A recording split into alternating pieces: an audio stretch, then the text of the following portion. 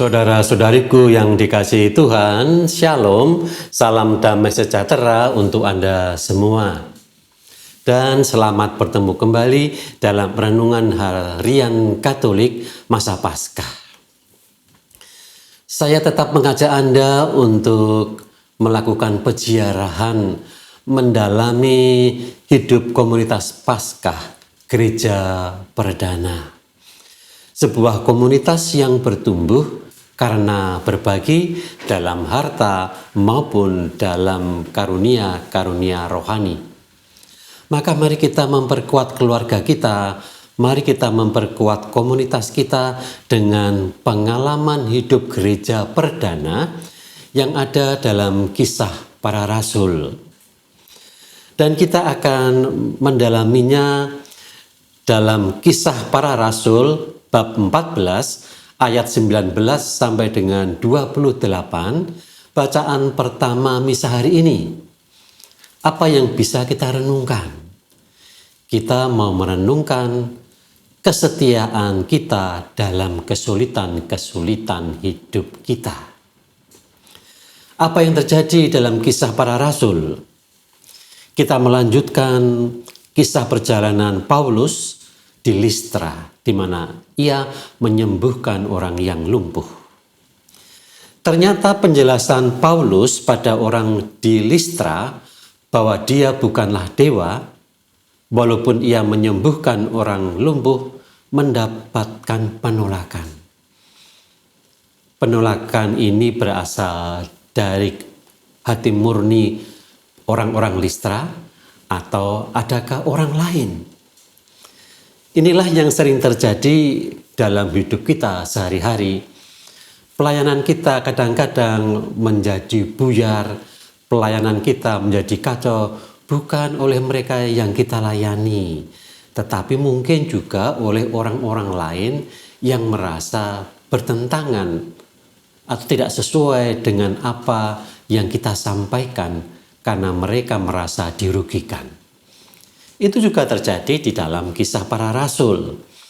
Maka ketika Paulus menjelaskan pada orang Listra bahwa dia bukanlah dewa, maka datanglah orang-orang Yahudi dari Antiokhia dan Ikonium, dan mereka membujuk orang banyak itu, yaitu orang-orang Listra, untuk memihak mereka. Apa yang terjadi? Lalu mereka melempari Paulus dengan batu dan menyeretnya keluar kota. Mengapa kemudian diseret keluar kota? Karena mereka mengira Paulus sudah meninggal. Maka ketika murid-murid itu berdiri mengelilingi dia, mereka yang setia pada Paulus mengelilingi dia, bangkitlah Paulus lalu masuk ke dalam kota. Beruntunglah Paulus dilindungi oleh Tuhan.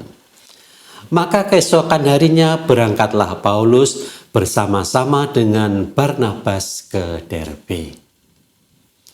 Saudara-saudaraku yang dikasihi Tuhan, Paulus mengalami penolakan sekaligus penderitaan yang mematikan. Namun ia tidak berhenti. Ia kembali menguatkan jemaat. Maka mari kita belajar dari Kisah Para Rasul yang menceritakan kekuatan Paulus karena Tuhan. Bahwa pertumbuhan rohani bukan hanya saat berhasil, tetapi justru saat setia dalam keadaan-keadaan sulit. Itulah yang menguatkan iman kita. Maka refleksi kita hari ini, di saat-saat apakah aku ingin menyerah dalam perjuangan hidup ini? Dalam saat-saat apakah aku ingin melarikan diri dari hidup ini? Mari kita kuatkan hidup kita dengan doa. Dalam nama Bapa dan Putra dan Roh Kudus. Amin. Tuhan, Engkau melihat setiap perjuangan dalam hidupku yang sering tidak terlihat oleh orang lain. Ketika aku lelah, ketika aku merasa tidak dihargai, ketika aku ingin berhenti, ingatkan aku bahwa Engkau tetap berjalan bersamaku. Berikan aku kekuatan untuk tetap setia, bukan karena aku kuat, tetapi karena Engkau setia menuntunku. Dan dalam setiap kesulitan, bentuklah hatiku menjadi lebih dalam, lebih sabar, lebih percaya akan kasih-Mu. Amin. Tuhan bersamamu dan bersama rohmu, dan semoga Allah yang Maha Kuasa memberkati kita sekalian dalam nama Bapa, Putra, dan Roh Kudus. Amin.